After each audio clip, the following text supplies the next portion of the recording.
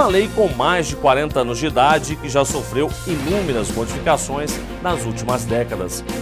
De lá para cá, muita coisa mudou na sociedade e é por tudo isso mesmo que o Código de Processo Civil não só pede, como precisa de alterações. Finalmente a gente senta para tentar sistematizar o novo código e lançá-lo a um patamar, nós dizemos, de um patamar de modernidade. Uma lei que estabelece uma série de princípios, como por exemplo, a duração razoável de um processo, o incentivo à conciliação e o direito de defesa. O Código de Processo Civil é aquilo que está na nossa casa, a gente querendo ou não querendo. O novo CPC será o primeiro código brasileiro sobre o tema, votado em regime democrático. E hoje você vai ver o que muda na sua vida com a chegada dele. É o primeiro código escrito, debatido e aprovado num regime democrático. Então não saia daí. O Justiça para Todos, o programa da Associação dos Juízes Federais do Brasil, está só começando.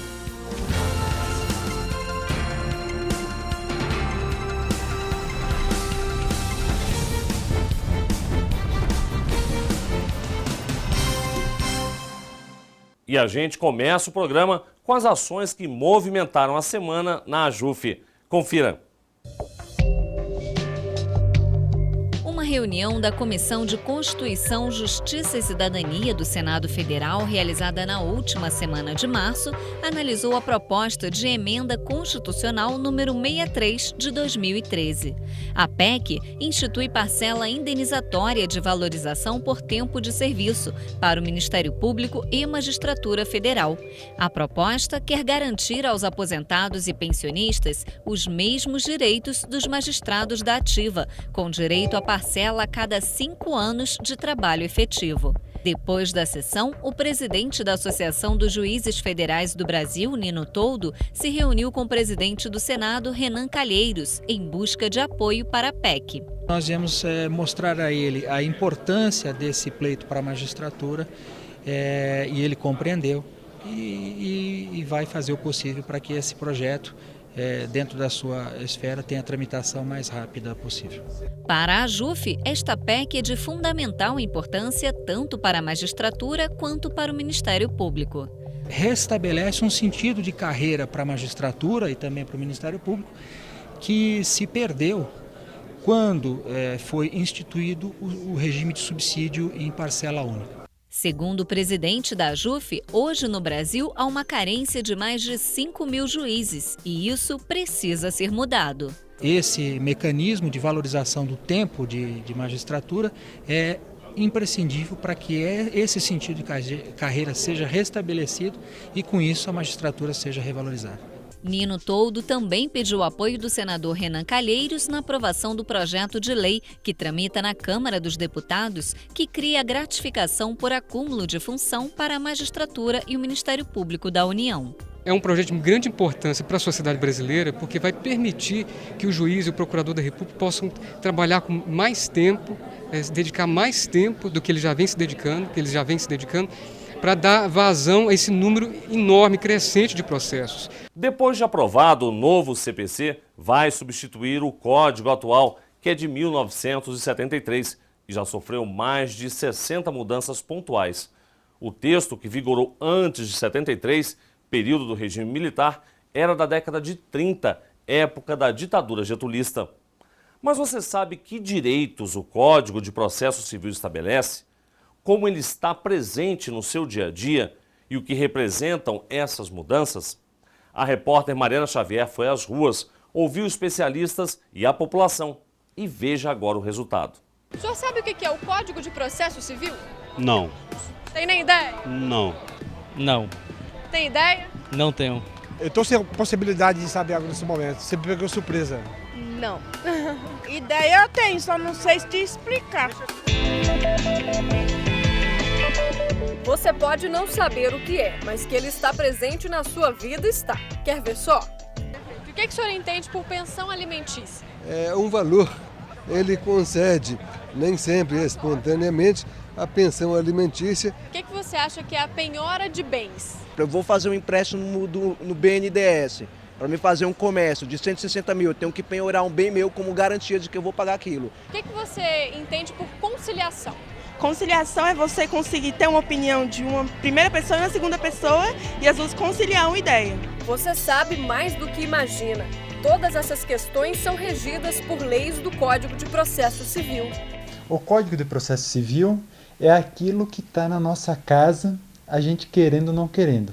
Todas as nossas relações pessoais, elas são desenvolvidas, elas são desenroladas, digamos assim, pelo Código de Processo Civil. O Código de Processo Civil brasileiro é a principal lei brasileira que organiza o modo como qualquer cidadão acessa o judiciário, em qualquer causa. Bom, já deu para entender o que significa o Código de Processo Civil, o famoso CPC. Então vamos viajar no tempo e conhecer como o Código de 1973, que está em vigor até hoje, foi criado. A origem vem de um projeto apresentado em 64 pelo ministro da Justiça na época. A data foi marcada pelo regime militar e por isso o código não teve uma formação democrática. O nosso código, ele é o primeiro código escrito, debatido e aprovado num regime democrático, né? O Código de 73 foi aprovado no regime militar. Já são mais de 40 anos de vigência. O judiciário mudou e muito durante esse tempo, e a sociedade também. Para acompanhar todo esse avanço, o CPC sofreu várias alterações nesse período. É um pouco discutível e questionável essa necessidade de um novo código, porque ele já passou por uma grande reforma. Mas essa grande reforma que foi feita no código também trouxe problemas porque foram questões pontuais específicas que acabaram sendo mais superficiais e também incompletas, né? Porque não houve uma grande reforma em todo o código. Finalmente a gente senta para tentar sistematizar o novo código e lançá-lo a um patamar, nós dizemos, de um patamar de modernidade, bastante defasado. É um código que pensa demandas brasileiras e um judiciário brasileiro da década de 70. Então, nós já estamos a uma boa distância da década de 70, novas demandas surgiram no Brasil, nós temos um fenômeno evidente de uma grande judicialização dos debates, muitas ações no judiciário e muitas novas ações. Ao longo dos anos, veio a necessidade de reformular o Código e, em 2010, o Senado criou uma comissão para elaborar um novo texto e adaptá-lo à Constituição de 1988. Houve uma participação muito intensa, tanto da sociedade brasileira, como também dos deputados, né, que aprovaram debatendo ponto a ponto do novo Código de Processo Civil. Portanto, foi um debate muito intenso na Câmara, diferentemente do que tinha acontecido no Senado. Se construir um código já é difícil, imagine mudar o que já está em vigor. O CPC de 1973 levou 6 meses para ficar pronto. Já o novo texto demorou mais de 3 anos. E a explicação para isso é positiva. O código, dessa vez, foi elaborado democraticamente. O cidadão poderá prestar um depoimento, né, ou uma oitiva através de videoconferência. A parte também poderá participar de uma audiência através de videoconferência, né. Nós teremos também a possibilidade de notificação, citação por meio eletrônico, né. Trouxemos uma série de contribuições da sociedade preocupada com os deficientes. Os parlamentares receberam ajuda para conseguir alterar o código. Aliás, nessa hora, todo olhar atento de quem entende do assunto é bem-vindo. Vários órgãos, entidades de classe e representantes do judiciário participaram da redação do novo texto. A JUF, a partir da sua experiência, né, reunindo os juízes federais, embargadores federais e ministros, ela trouxe uma grande contribuição para que nós não entrássemos em certas armadilhas que poderiam, ao invés de dar celeridade ao processo, promovesse uma maior demora do processo. O novo texto traz novidades, como a possibilidade das intimações por meio eletrônico, a conciliação como fase obrigatória dos processos, o pagamento de honorários para advogados públicos, o prazo de pagamento para pensão alimentícia, o julgamento de processos em ordem cronológica, entre outros. A redação final do texto deve ser votada até a última semana deste mês aqui na Câmara dos Deputados. Depois volta para a aprovação no Senado, passa pela sanção presidencial e só depois de 1 ano começa a vigorar. E ainda nesta edição, saiba quais as alterações mais polêmicas do novo CPC. E veja em instantes, acordo, conciliação. Eles estão com tudo no novo Código de Processo Civil. Você transforma o cidadão em cidadão de verdade, em cidadão no processo, na medida em que ele é partícipe, ele discute. É daqui a pouco. Até já.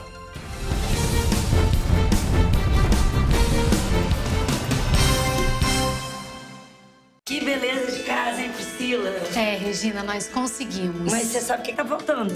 Bem. Tá faltando isso aqui, ó. O cartão Minha Casa Melhor. Com esse cartão aqui, você pode comprar até R$5.000 de imóveis, eletrodomésticos. Depois você vai pagando um pouquinho cada mês. Se você também conquistou sua casa pelo Minha Casa Minha Vida do governo federal, liga pra esse número aqui, pede logo o seu cartão. Minha Casa Melhor. Mudança de casa, mudança de vida.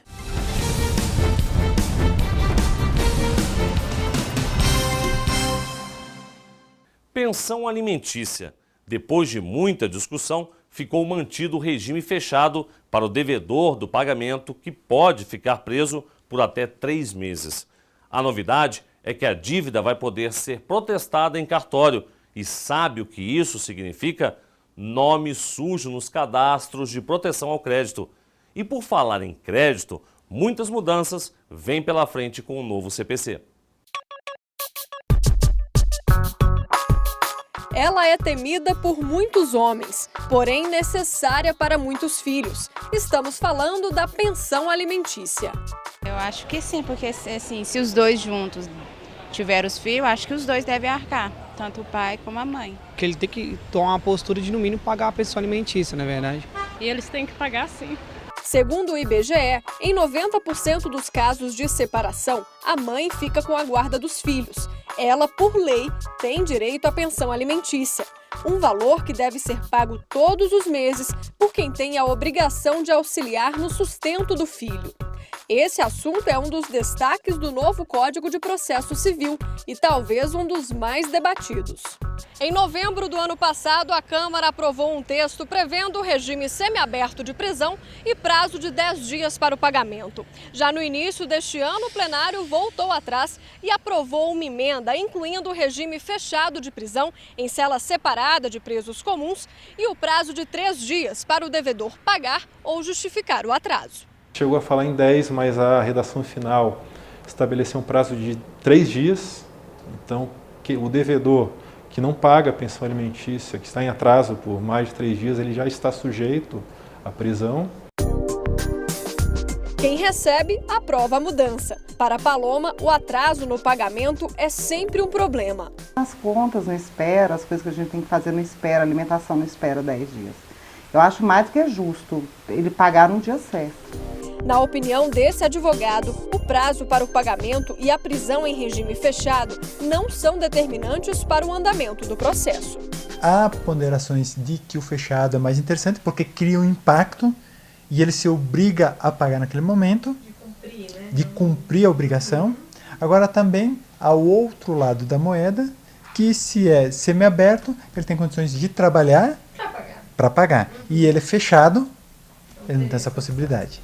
Outra consequência no novo texto é a previsão de tornar inadimplente quem não pagar o benefício, ou seja, ficar com o nome sujo na praça. Se for incluído no SPC, o devedor não pode, por exemplo, abrir conta em banco, alugar imóvel, conseguir empréstimo e até ser nomeado em concurso público. Com certeza que é mais uma das formas de fazer com que o devedor busque cumprir com as suas obrigações. Então, é mais uma restrição que o código traz uma inovação. Paloma é uma das milhares de mães que contam com a ajuda da pensão para complementar o orçamento da família. E olha que por muito pouco ela não abriu mão do benefício. Uma amiga minha, por influência dela, falou que eu deveria colocar assim, que ele tinha obrigação de sim, como pai, de pagar a pensão dela. E aí eu peguei e fui na Defensoria Pública. E lá eles me deram toda a assistência, como eu deveria fazer, me falaram tudo direitinho. Quase um ano depois, mais ou menos, teve audiência, teve outras audiências que ele não compareceu. E um ano depois, mais ou menos, teve audiência que daí ele pegou e foi obrigado a me pagar a pensão. A filha, hoje com 17 anos, recebe o dinheiro direto na conta e sabe administrar muito bem o benefício. Como ela é bem econômica, ela junta e fala assim, vou querer tal coisa. Igual ela agora decidiu comprar o telefone dela, ela juntou. Com esse dinheiro, ela começou a produzir bombons, está vendendo bombons na escola. E ela juntou o dinheiro e comprou o telefone que ela tanto queria, que era assim o sonho dela, né? E aí ela realmente vai fazendo isso com o dinheiro.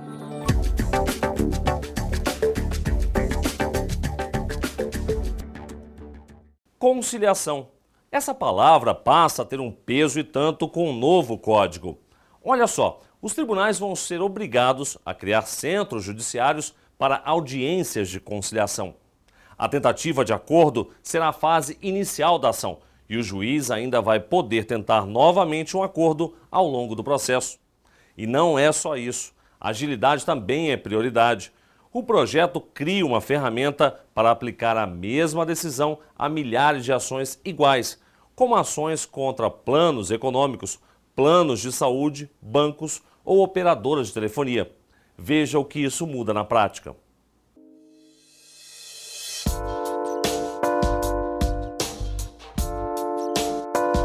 Um dos pontos do novo texto do Código de Processo Civil é a ordem cronológica para o julgamento dos processos. Hoje em dia não existe regra e o juiz pode escolher qual processo vai julgar primeiro. A ideia é que os casos mais complexos não fiquem engavetados e que os de interesse pessoal não passem na frente.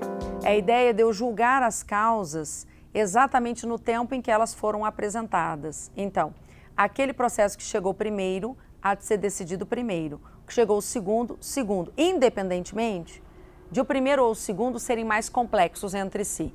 Isso evita, por exemplo, que demandas mais complexas eventualmente sejam relegadas às gavetas e fiquem esquecidas no tempo. A publicidade dos processos pendentes de julgamento, isso é algo que o processo eletrônico da Justiça Federal já permite. Nós já temos esses relatórios internos, então a mudança que vai ocorrer é a publicização desses relatórios. E se você entrou na justiça contra uma empresa de telefonia celular por alguma cobrança indevida, saiba que milhares de brasileiros fizeram o mesmo. Mas em vez da ação ser individual, agora ela pode ser coletiva e, consequentemente, a decisão vai ser mais rápida e aplicada a todos os interessados. Outra medida, essa mais polêmica, envolve a jurisprudência. O juiz vai poder arquivar o processo caso contrarie a lei. Os magistrados ainda serão obrigados a respeitar o julgamento do STF e do STJ nas decisões. Se eu tenho ações repetitivas, primeiro o tribunal discutiria a ação em toda a sua profundidade. Os demais casos esperariam e depois dessa decisão da ação repetitiva, os demais casos seriam decididos observando-se esse precedente.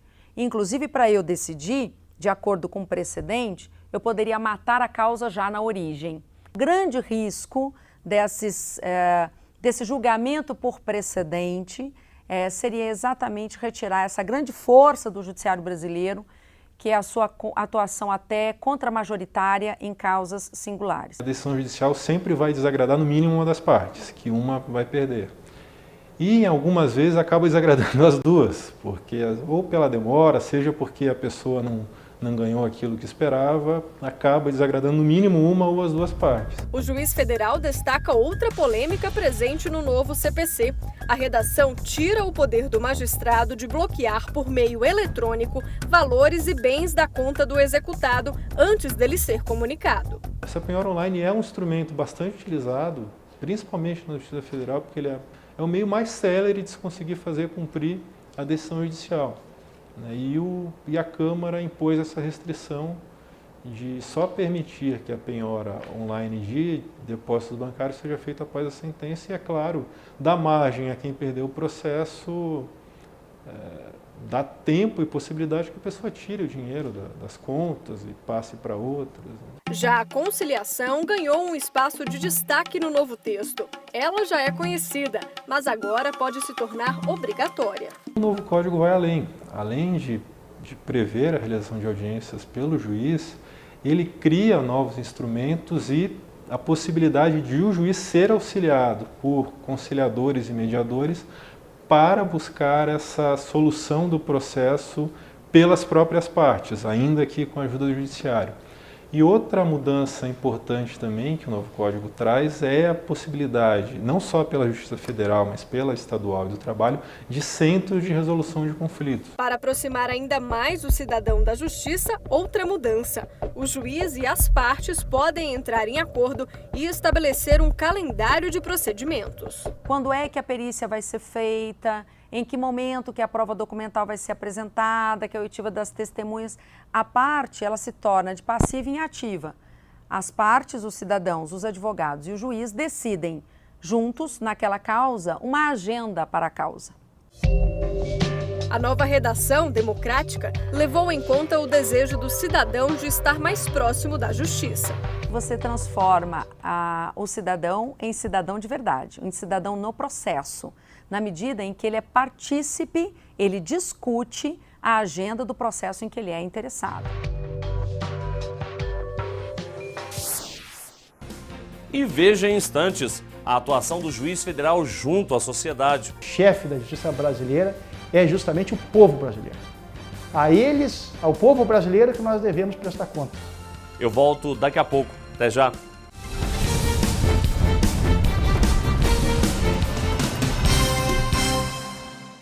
Que beleza de casa, hein, Priscila? É, Regina, nós conseguimos. Mas você sabe o que tá faltando?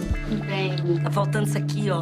O cartão Minha Casa Melhor. Com esse cartão aqui, você pode comprar até 5 mil reais de imóveis, eletrodomésticos. Depois você vai pagando um pouquinho cada mês. Se você também conquistou sua casa pelo Minha Casa Minha Vida do governo federal, liga para esse número aqui, pede logo o seu cartão. Minha Casa Melhor. Mudança de casa, mudança de vida.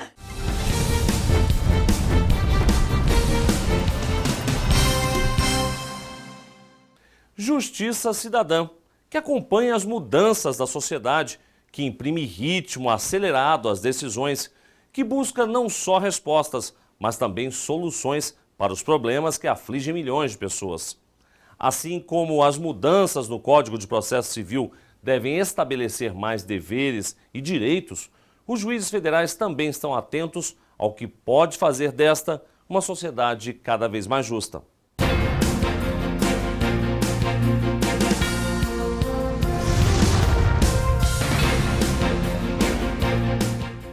Gabriel de Jesus Tedesco Vredi nasceu em 11 de outubro de 1973, em Porto Alegre, Rio Grande do Sul. Ingressou na magistratura federal em 2002, foi membro do Conselho da Justiça Federal e presidente da Associação dos Juízes Federais do Brasil no biênio 2010-2012.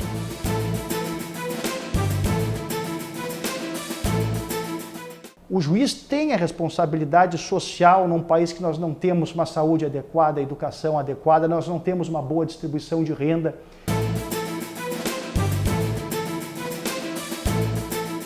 Os juizados especiais federais, eles são a vitrine da Justiça Federal brasileira. Ali o juiz federal tem contato com o povo, com a população, com a realidade social, com as dificuldades de um país que tem extremas dificuldades.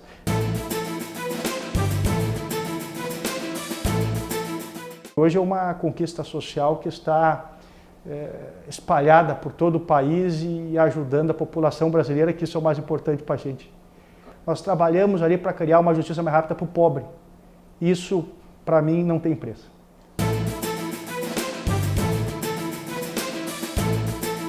O Brasil, em 1989, tinha 130 milhões de habitantes. Hoje nós passamos de 200 milhões de habitantes. A justiça cresceu no primeiro grau. No segundo grau, nós ficamos com apenas 5 tribunais regionais federais. Então nós passamos a defender a importância social da criação desses tribunais. O chefe da justiça brasileira é justamente o povo brasileiro. A eles, ao povo brasileiro, que nós devemos prestar contas.